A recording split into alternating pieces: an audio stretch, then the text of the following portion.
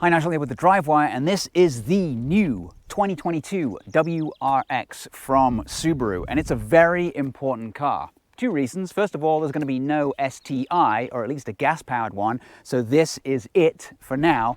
Secondly, it's important because without this car, we wouldn't have had the likes of the Mitsubishi Lancer Evolution, the Golf R, the Honda Civic Type R, or even the Ford Focus RS. So today we're going to take a look at this WRX in detail, inside and out. We're going to drive it. We're going to see if it is still as good as its competition.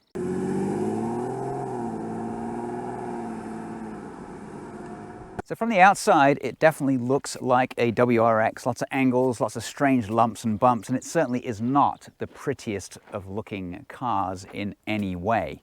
Especially strange are these wheel arch plastic cladding pieces that they've added here. It looks great on an all-road car or off-road car, but it doesn't look great on this particular car. But anyway, they've done it, and from the inside of the car when you're driving, you don't have to look at it at all. So anyway, onto these wheels. We've got some Dunlop Sport Performance summer tires on these really nice-looking 18-inch rims. The brakes up front are 12.4-inch discs with these two piston calipers at the back. They're 11.4-inch discs, and they work really well. So the 2022 WRX is about 3 inches longer and 2 inches wider than its predecessor, and it's still sort of based on the Impreza of old, but it doesn't share a single body panel with that car at all. So from the rear, it looks really cool. It's got these sleek BRZ-looking taillights at the back, slightly differently formed bumper, and then these quad tailpipes out the rear. And then at the front, you get this slightly larger grille, a little bit more aggressive than the old car, and then all of these different scoops and air intakes and vents, etc., all serve a purpose to help cool the engine. The prices start at a pretty reasonable $29K, which is pretty good for the base model, and then this one's a premium, gets a sunroof that I don't want, and a Harmon Kardon sound system that I do want. This one comes in around $35,500. The limited trim comes in around $36,500. For that, you get the slightly better leather seats instead of this slightly interesting cloth on this particular model. So under the hood, you get a brand new engine. It's a 2.4-liter flat 4, taken from the Subaru Outback, the turbo version. And this one puts out 271 horsepower. That's 3 more than before, and 258 foot-pounds of torque. Now, Subaru say that they've played around with the engine management system and they've made this car's torque kick in earlier and made it more drivable. And I sort of felt that when I made my way here today. You have two choices of transmission: a 6-speed stick, which is what this one has. I think it's the only one to get.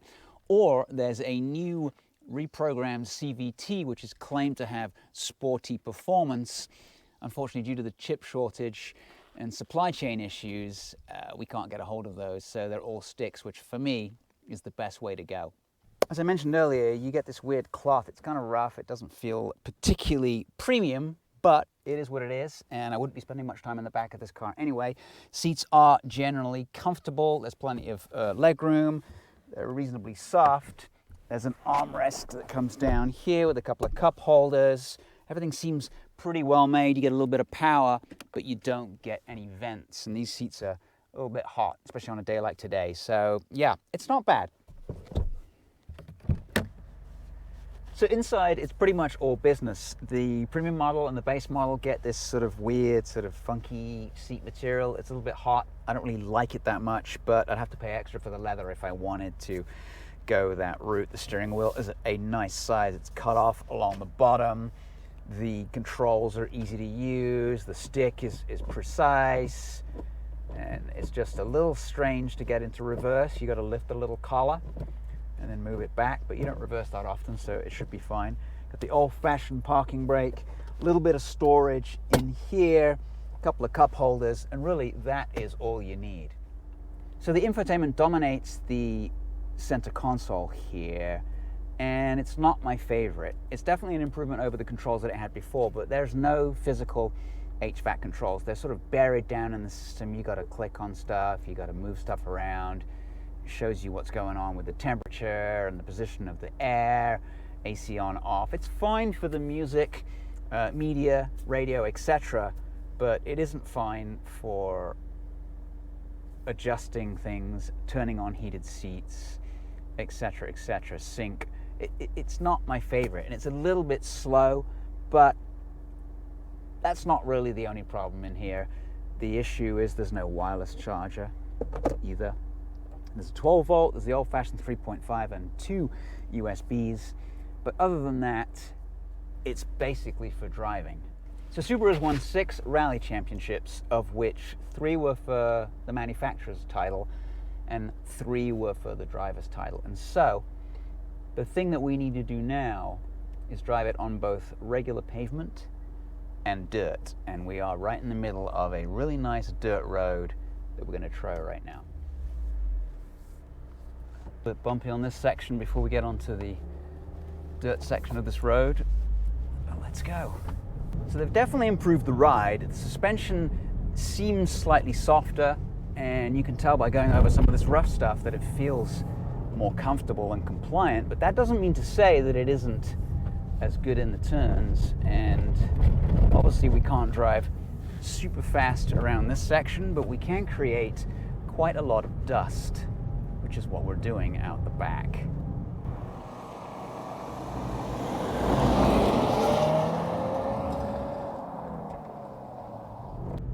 Of course, you got the permanent all-wheel drive system in play here.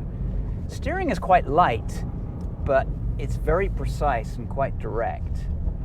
Turn the wheels, the car goes the direction you're going in.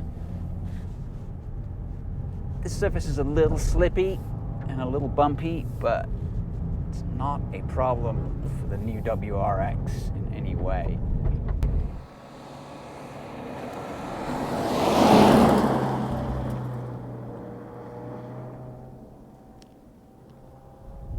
And it feels torquey enough that you can get up here in third or fourth, but you drop down a couple of cogs to second, and you can really get this thing going. Feel the rear end just getting a little twitchy there, but it's very composed, extremely composed, this car, even on this rough gravel.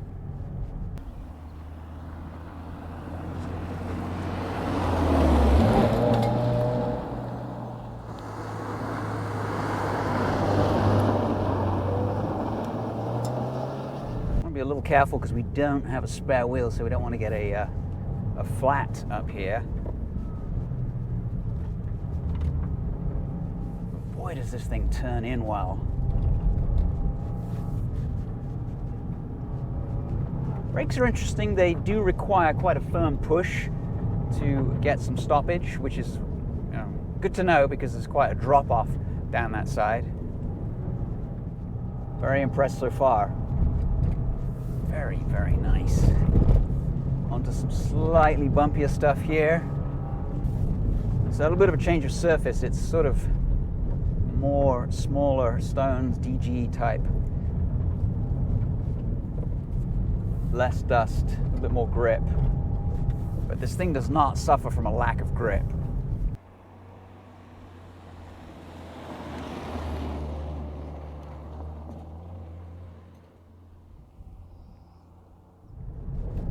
So in order to get this car to be less laggy, Subaru have played around with the wastegate and a few other components, and I think it's worked.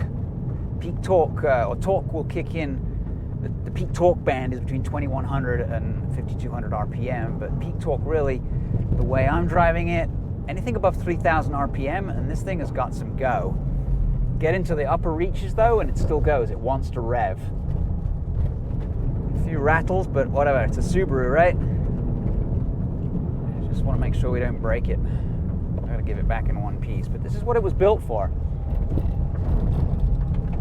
It was built as a rally car, a very successful one. I can't really fault it. I mean, there's no way I would be taking a Golf GTI up this road. For some reason, with this Subaru, it just feels like it'll just take anything. So we're climbing quite a bit here. It's a little easier to go up this side of this particular mountain than it is to come down this bit. And then we'll peak and we'll go over the other side and we'll hit some paved road on this loop that we're taking. So it's a really good test of this car. I mean, you can't test a brand new Subaru WRX without taking it off-road. That's my excuse. So we're going to slow down in this little section because the speed limit says it's 10 miles an hour, which is really hard to go that slow, in my opinion, but it gives me a chance to tell you a little bit about how comfortable these seats are. Now, they are comfortable and they've got enough bolstering in the side, but for me, they lack lumbar support. So I don't know. I'm not as comfortable as I could be in this car. I think that's because it has manual seat adjustment, and I just can't quite get it absolutely right. If I owned one, I'd spend a bit more time on it. I don't. This is going back in a few days. So I'm going to live with the position that I have right now. It's definitely good enough to have some fun. Okay, so now we're on to the paved section. And we can go a little bit faster here.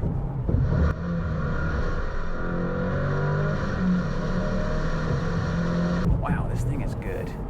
Oh. Now we'll get a chance to see what kind of grip this thing has got.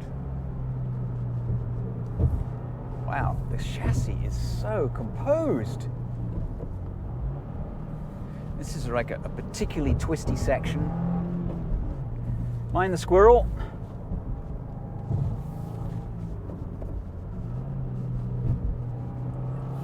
God, this thing grips. I mean, it is amazing. And so far, even in these really tight twisties, I haven't got it to understeer. Turn the wheel, it just goes around the corner. Stomp your foot, it powers right out. And then this engine, it's a flat four, it emits that typical Subaru noise of a boxer 4. Unmistakable sound. Doesn't make a great sound from outside. It sounds pretty good inside, but then, you know, hey, that's what the aftermarket's for, right? Get yourself a big old coffee can, stick it on the back. Maybe a cold air intake and a chip. This chassis definitely will take a lot more power than its 271 horsepower. But around these twisties, it is amazing. Little squeal there from the Dunlops, but unbelievable. Not really necessary to go all the way to the red line because of that, not more torque available, but the same amount of torque available earlier on. So you don't need to rev its balls off to get the best out of it.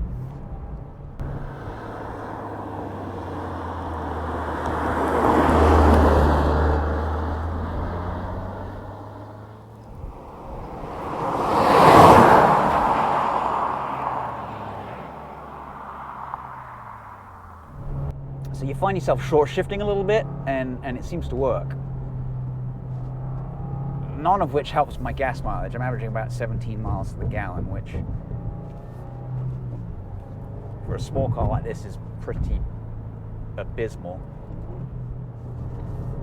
God, the steering's good. It's so easy to drive.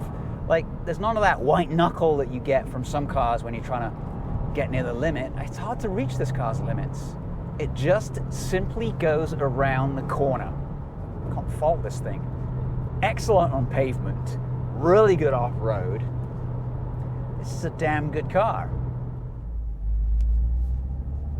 All right, so we have completed the loop. We're back on the dirt again, almost back to where we started off. I'm just gonna pull in right here.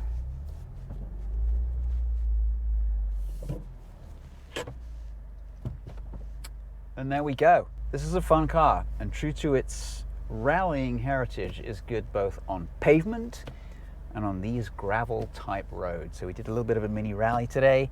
Very enjoyable. I'm very happy with this car. I'm glad that Subaru is still making it. This probably will be the last one because everything is going EV. Yes, there is no STI, so this is it for now, as I mentioned before, but I'm very happy with this car. Yes, the infotainment screen is kind of funky, but everything else is just great. Absolutely love it. It's got the power, they've made the right refinements, they've made it have less turbo lag, they've done a really good job. Well done, Subaru. What a great car. Great. So once again, thanks for watching. Please like, subscribe, and we'll catch you next time with another video. Out.